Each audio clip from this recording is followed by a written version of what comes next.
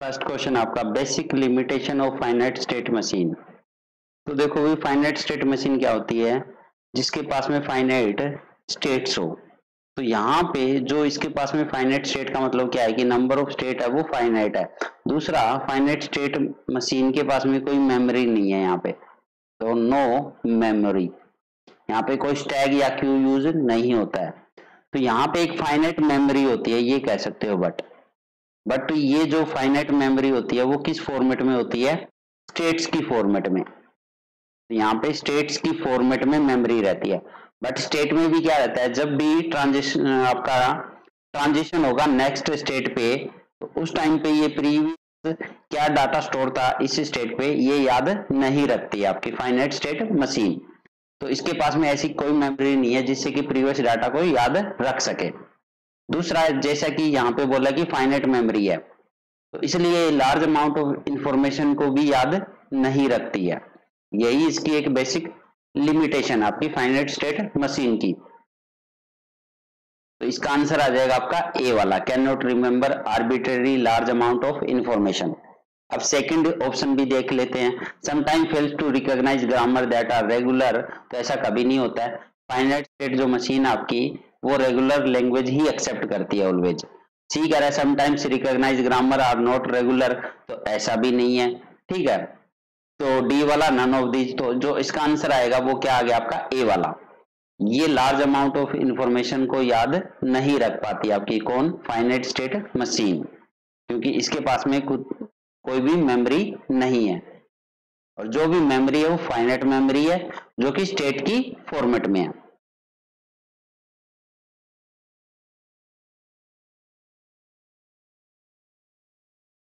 Next है palindrome can not recognise by any finite state automata.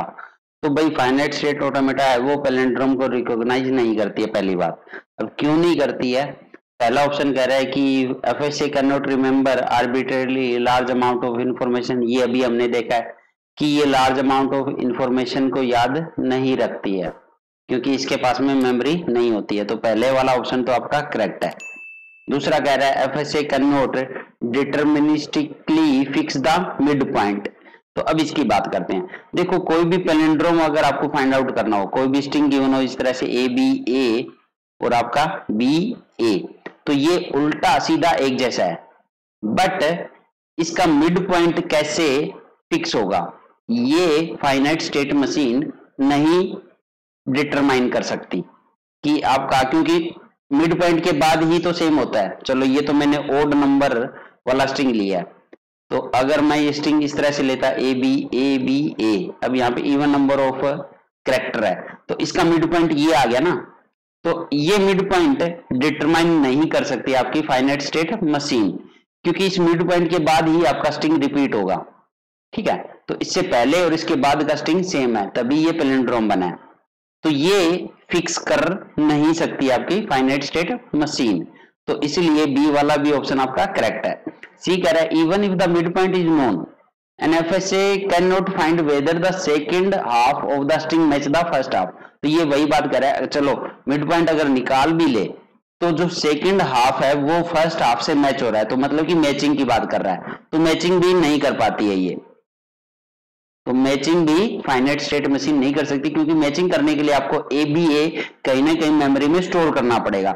जैसे अगर Stag होता तो स्टैग में आप यहाँ पे सेव कर सकते हो, इसको स्टोर कर सकते हो, और उसके बाद जैसे ही ए मिले ए बी ए मिले आप यहाँ से पॉप कर सकते हो अगर मैचिंग हो रही हो। तो इस तरह से मैचिंग होती है, बट मैचिंग के लिए आपके पास में मेमोरी होनी चाहिए जो कि फाइनाइट स्टेट मशीन के पास में नहीं होती है। तो इसका मतलब सी वाला भी आपका करेक्ट है, can not find whether the second half of the string match the first half. C कह रहा है ऑल ऑफ द अबव, तो इसका आंसर क्या आ जाएगा, सारे के सारे आपके करेक्ट है। तो ये सारे के सारे रीजन है जिसकी वजह से फाइनाइट स्टेट मशीन जो है वो आपकी पैलिंड्रोम को रिकॉग्नाइज नहीं करती है।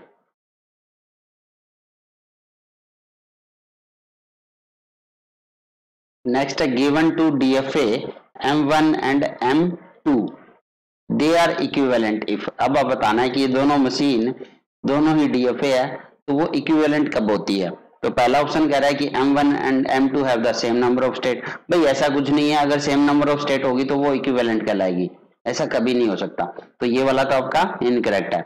दूसरा कह रहा है M1 and M2 accept the same language, तो ये वाला आपका करेक्ट हो सकता है, क्योंकि अगर लैंग्वेज M1, जैसे मान लो M1 जो मशीन है वो लैंग्वेज L1 एक्सेप्ट कर रही है और M2 है वो भी L1, मतलब कि सेम लैंग्वेज अगर एक्सेप्ट कर रही है तो इसका मतलब दोनों लैंग्वेज आपकी इक्विवेलेंट है। कहने की बात ये है कि सेम सेट ऑफ इनपुट ये एक्सेप्ट कर रही है, सेम सेट ऑफ इनपुट पे M2 भी एक्सेप्ट कर रही है, तो same set of string accept कर रही है। तो कहने की बात है कि सेम लैंग्वेज ही एक्सेप्ट कर रही है, तब आप कह सकते हो कि दोनों लैंग्वेज, दोनों मशीन आपकी इक्विवेलेंट होगी। तो ये एक इसकी डेफिनेशन है कि दो डीएफए कब इक्विवेलेंट होती है, अगर वो सेम लैंग्वेज एक्सेप्ट करती है तभी वो इक्विवेलेंट कहलाती है। तो इसका आंसर हो जाएगा बी वाला। एक बार सी वाला भी चेक कर लेते हैं। M1 and M2 have the same number of final state, तो ये तो ऐसा ही दिया हुआ है, तो same number of final state होने से कोई भी डीएफए सेम या इक्विवेलेंट नहीं हो सकती। इसका आंसर क्या आ जाए आपका बी वाला।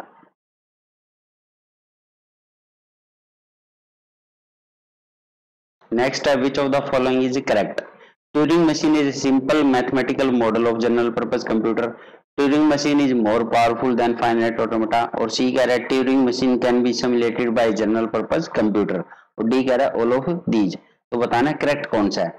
तो देखो सबसे पहले हम इसकी डेफिनेशन चेक करते हैं। ट्यूरिंग मशीन की जो डेफिनेशन है उसी से आपको सारे आंसर मिल जाएंगे। तो Turing machine is an abstract computational model that performs computation by reading और writing to an infinite tape. तो कहने की बात यह है कि जो ट्यूरिंग मशीन है वो उसके पास में एक इनफाइनाइट मेमोरी होती है, तो इसकी वजह से ये लार्ज अमाउंट ऑफ इंफॉर्मेशन को भी याद रख सकती है। तो इसी वजह से जो ट्यूरिंग मशीन है वो मोर पावरफुल है देन फाइनाइट ऑटोमेटा, क्योंकि फाइनाइट ऑटोमेटा के पास में मेमोरी नहीं होती है। तो बी वाला तो करेक्ट है।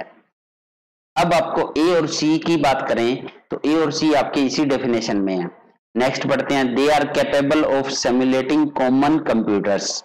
ए problem that a common computer can solve given enough memory will also be solvable using a Turing machine and vice versa। कहने की बात यह है कि अगर कोई कॉमन कंप्यूटर कोई भी प्रॉब्लम अगर सोल्व कर सकता है तो वो सेम प्रॉब्लम ट्यूरिंग मशीन भी सोल्व कर सकती है। और ये ट्यूरिंग मशीन क्या एक एब्स्ट्रैक्ट कंप्यूटेशनल मॉडल है। तो यहाँ पे ए और सी भी आपका करेक्ट है। तो यहाँ पे करेक्ट बताना था, तो डी वाला ऑप्शन सही है, ऑल ऑफ दीज।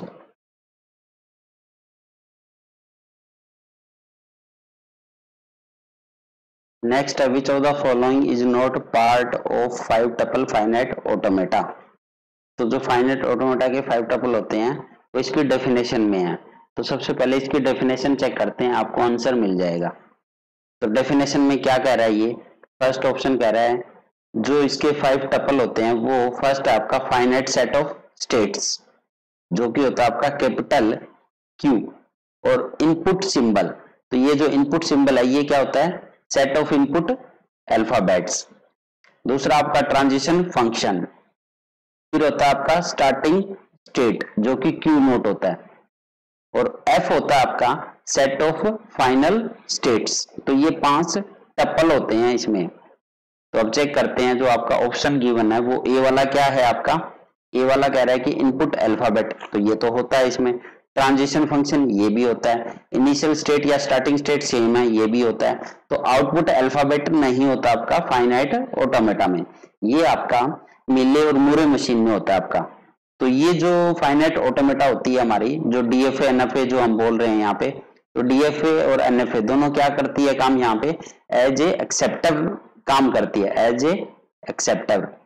तो एक्सेप्ट या रिजेक्ट करेगी, मतलब कि जो भी इनपुट दोगे उसको या तो एक्सेप्ट करेगी या रिजेक्ट करेगी। तो कोई भी इनपुट दिया जाता है, कोई भी स्ट्रिंग जब इसको देते हैं तो उसको या तो एक्सेप्ट करती है या रिजेक्ट, तो कोई भी आउटपुट नहीं मिलता हमें। तो इसलिए इसके पास में कोई भी आउटपुट अल्फाबेट नहीं होता है। तो इसका आंसर आ जाएगा आपका डी वाला।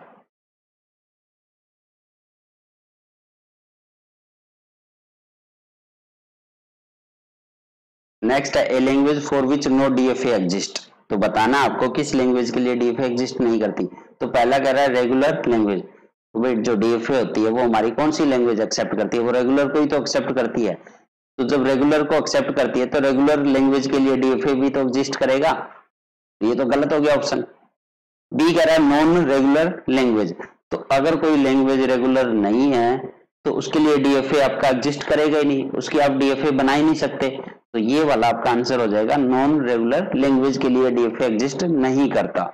सी कह रहा है मे बी रेगुलर, तो ये भी गलत हो गया आपका, आपका कैन नॉट सेड ये भी गलत। तो आंसर क्या हो जाएगा आपका बी वाला, नॉन रेगुलर लैंग्वेज के लिए डीएफए एग्जिस्ट नहीं करता।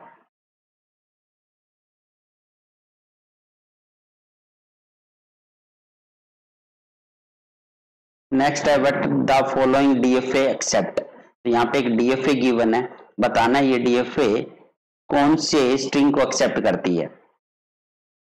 तो अगर इसको चेक करके हम देखें, यहाँ पे फर्स्ट कह रहा है x is a string such that it ends with 101। तो अगर इस डीएफए को चेक करोगे तो ये आपकी फाइनल स्टेट है और ये आपकी स्टार्टिंग स्टेट है। स्टार्टिंग यहाँ पे एक एरो भी दिया हुआ है, ये वाला स्टार्टिंग एरो, तो स्टार्टिंग और ये फाइनल है। तो आपको पहला ऑप्शन दिया है कि कोई भी स्ट्रिंग अगर एंड होता है 101 से तो ये डीएफए एक्सेप्ट कर लेगी। तो चेक कैसे करते हैं, हमेशा ऐसे क्वेश्चन आपको मिल सकते हैं एग्जाम में, किसी भी एग्जाम में। तो देखो कैसे करना है, मिनिमम स्ट्रिंग से स्टार्ट करना, always always start from minimum string, मतलब कि मिनिमम लेंथ ऑफ स्ट्रिंग से स्टार्ट करना है। तो यहाँ पे कह रहा है कि एंड्स विद 101, तो इसी को ले लो ना भाई, मिनिमम यही तो बना एंड होने वाला। तो 101 को एक्सेप्ट करता है कि नहीं करता, पहले ये चेक करते हैं। तो क्यू नोट पे 1 आया, जैसे क्यू नोट पे 1 आता है तो ये कहां चला गया आपका Q1 पे। Q1 पे 0 आया, नेक्स्ट 0 आया तो कहां चला गया आपका Q2 पे। Q2 पे फिर 1 आता है तो कहां चला गया आपका A पे। तो ये फाइनल पे आ गया, और ये फाइनल पे जब पहुंच गया तो इसका मतलब एक्सेप्ट हो गया ना। उसके बाद एंड ऑफ द वही हो गया, उसके बाद कोई कैरेक्टर ही नहीं बचा, कोई स्ट्रिंग ही नहीं है, स्ट्रिंग का एंड हो गया 101, तो ये एक्सेप्ट हो गया। तो इसको तो एक्सेप्ट कर लिया।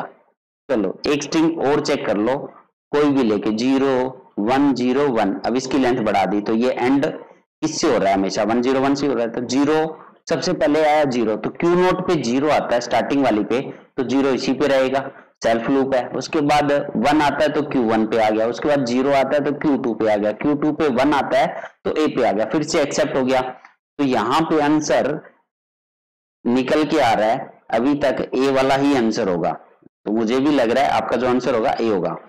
चलो B वाला चेक करते हैं अभी। X is a string such that it ends with 01। अब ये कह रहा है कि 01 से एंड होने वाला ही स्ट्रिंग एक्सेप्ट करेगा। तो 01 से एंड होने वाला मिनिमम स्ट्रिंग कौन सा है, 01 ही है, इसी को चेक करते हैं। चलो तो Q नोट पे 0 आया तो सेल्फ लूप है, उसके बाद 1 आता है तो Q1 पे एंड हो गया। तो Q1 तो फाइनल स्टेट नहीं है भाई, ये नॉन फाइनल स्टेट है, यहाँ पे एंड हुआ है तो एक्सेप्ट नहीं हुआ, ये तो रिजेक्ट हो गया।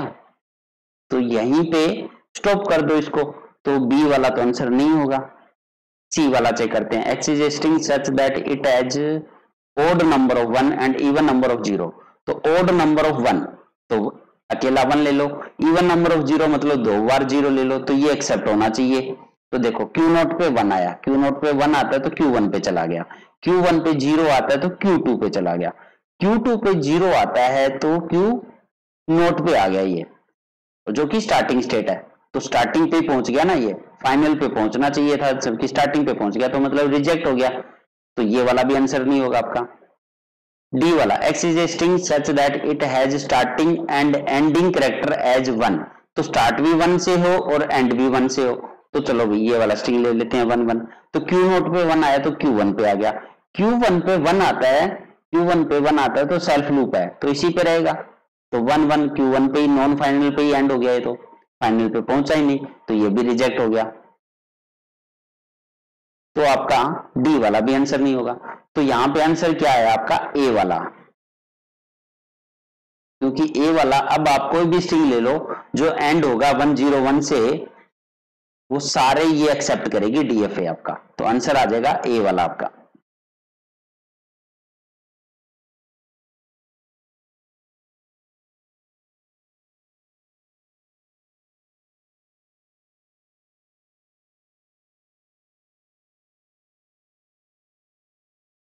नेक्स्ट है when are two finite state equivalent. ये ऐसा ही क्वेश्चन फिर से आ गया। ये कह रहा है दो फाइनाइट जो मशीन होती है वो कब इक्विवेलेंट होगी। तो पहला कह रहा है सेम नंबर ऑफ ट्रांजिशन, भाई सेम नंबर ऑफ ट्रांजिशन होने से इक्विवेलेंट नहीं होती, सेम नंबर ऑफ स्टेट से भी नहीं होती है, same number of state as well as transition. तो इस वाले केस में आपकी दोनों मशीन जो होती है वो इक्विवेलेंट होती है, अगर आपकी स्टेट भी सेम है और उनके ऊपर ट्रांजिशन भी सेम है। और डी वाला बोथ आर फाइनल स्टेट, ये भी नहीं होता। तो इसका आंसर क्या हो जाएगा? C, both having same number of states as well as transition.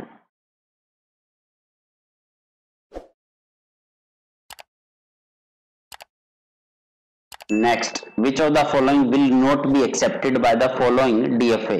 तो ये एक्सेप्ट वाला ही क्वेश्चन आ गया। तो यहाँ पे स्ट्रिंग ऑलरेडी गिवन है, तो यहाँ पे पहले देखो इनिशियल स्टेट कौन सी है, इनिशियल नाम ही दे रखा है, ये इनिशियल है, ये आपकी फाइनल है और ये आपकी डेड स्टेट है। अब डेड स्टेट का कॉन्सेप्ट समझो। यहाँ पे डेड का मतलब है अगर कोई स्ट्रिंग यहाँ पे पहुंच गया ना एक बार, तो वो यहीं पे अटक के रह जाएगा, मतलब कि यहाँ से बाहर निकलने का रास्ता ही नहीं है। तो एक बार जो यहाँ पहुंच गया वो कहीं और जा ही नहीं सकता, फिर मतलब कि वो रिजेक्ट है, साफ साफ रिजेक्ट है। अगर यहाँ पहुंच गया, अगर ये वाला रास्ता इसने पकड़ लिया गलती से भी, तो आप यहाँ पे यू टर्न नहीं ले सकते। तो ये होती है आपकी डेड स्टेट। तो अब चेक करते हैं पहले वाला, विल नॉट बी एक्सेप्टेड बताना है। तो पहला एक्सेप्ट होगा कि नहीं होगा। तो देखो पहला स्ट्रिंग कह रहा है ए आया, फिर बी, फिर ए, फिर बी, फिर 2 बार ए, फिर बी और फिर ये। तो एक एक चेक करते हैं। पहले ए आया, तो इनिशियल पे ए आता है तो कहां जाएगा? फाइनल पे। चलो भी फाइनल स्टेट पे पहुंच गए।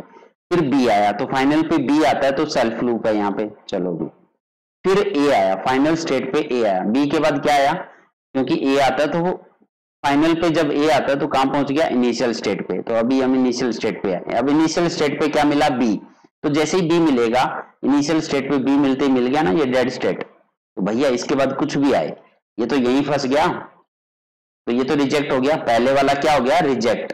यहीं से पता चल रहा है पहले वाला रिजेक्ट, क्योंकि डेड स्टेट में चला गया और एक बार जो यहाँ आ जाता है वो वापस नहीं निकल पाता। अब बी वाला कहता है, बी वाला स्ट्रिंग क्या है? ए बी बी, 3 बार बी है और 2 बार ए। तो सबसे पहले क्या मिला? ए मिला। तो इनिशियल स्टेट पे ए आता है तो कहां जाएगा? फाइनल स्टेट पे। अब फाइनल स्टेट पे है, फिर फाइनल स्टेट पे बी आया, बी आया तो सेल्फ लूप है तो फाइनल पे रहा। फिर से बी आया फाइनल पे, फाइनल पे सेल्फ लूप है तो फाइनल पे रहेगा। फिर से बी आया फाइनल पे, बी का सेल्फ लूप है यहीं रहेगा। फिर फाइनल पे ए आया, जैसे ही ए आएगा इनिशियल स्टेट पे आ गया। अब इनिशियल स्टेट पे ए आया तो इनिशियल पे ए आता है तो फाइनल पे चला गया, तो फाइनल पे ये एक्सेप्ट हो गया ना, क्योंकि फाइनल पे एंड हुआ ये, तो ये तो एक्सेप्ट हो जाएगा। तो बी वाला क्या हो जाएगा? एक्सेप्ट। सी वाले की बात करते हैं। सी वाला कह रहा है ए बी, 3 बार बी है, 2 बार ए है और ये 2 बार बी है। तो इनिशियल पे ए आया, तो इनिशियल पे ए आता है तो फाइनल स्टेट पे पहुंच गया। फाइनल पे बी आता है तो फाइनल पे सेल्फ लूप है, फाइनल पे रहेगा। फिर से सेल्फ लूप है, फाइनल पे रहा। फिर से बी आया, फाइनल पे ही रहेगा। फाइनल पे ए आता है तो इनिशियल पे चला जाएगा, इनिशियल पे ए आता तो फाइनल पे चला गया। अब फाइनल पे बी आया तो फाइनल पे रहा, फाइनल पे फिर से बी आ रहा है तो फाइनल पे रहा, मतलब कि फाइनल पे ही एंड हो रहा है ये, तो ये वाला भी एक्सेप्ट हो जाएगा।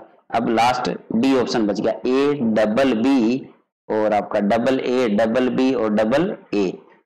तो देखो इनिशियल पे ए आया, फाइनल पे चला गया, फाइनल पे बी आया, सेल्फ लूप है, फाइनल पे रहेगा। फाइनल पे बी आया, फाइनल पे ही रहेगा। फाइनल पे ए आएगा तो इनिशियल पे चला जाएगा, इनिशियल पे ए आएगा तो फाइनल पे चला गया। फाइनल पे बी आया, सेल्फ लूप है, फाइनल पे बी आया, फिर से सेल्फ लूप है। तो अब फाइनल पे ए आया, इनिशियल पे चला गया। अब इनिशियल पे एक और ए मिलेगा तो फाइनल पे चला गया ना, तो फाइनल पे तो एक्सेप्ट हो रहा है ये। तो आंसर इसका क्या आ जाएगा? ए वाला, जो रिजेक्ट होगा यहाँ पे। तो आपको रिजेक्ट बताना था, कौन सा हो रहा है? ए वाला, ये रिजेक्ट हो रहा है इसमें, तो आंसर हो गया ये।